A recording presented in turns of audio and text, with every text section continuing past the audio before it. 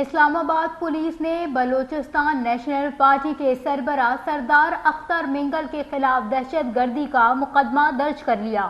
Joint secretary senate جمیل احمد کی مدعیت میں تھانہ سکریٹریٹ میں سردار اختر مینگل سمیت 6 افراد کے خلاف مقدمہ درج کیا گیا ہے، جس میں دہشت گردی کی دفعہ بھی عائد کی گئی ہے۔ مقدمے کے متن کے مطابق اختر مینگل کے ساتھ دیگر 5 افراد نے مسلح ہو کر سینیٹ ہال میں زبردستی گھسنے کی کوشش کی۔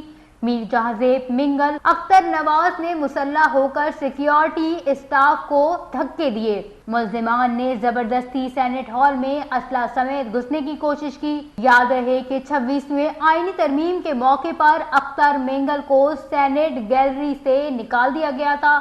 اختر مینگل نے میڈیا سے گفتگو کرتے ہوئے کہا کہ مجھے خاتون سیکیورٹی اہلکار نے گیلری سے نکالا۔ میرا اپنا پارٹی کے مغوی اراکین سے آمنا سامنا ہو رہا تھا۔ بی این پی کے قاسم روجھو اور نسیمہ احسان مبینہ منحرف اراکین میں شامل ہیں اور انہوں نے پارٹی کی ہدایت کے برخلاف آئینی ترمیم کے حق میں ووٹ دیا ہے، جس پر سردار اختر مینگل نے پارٹی کے دونوں سینیٹرز کو مستعفی ہونے کا حکم دیا تھا۔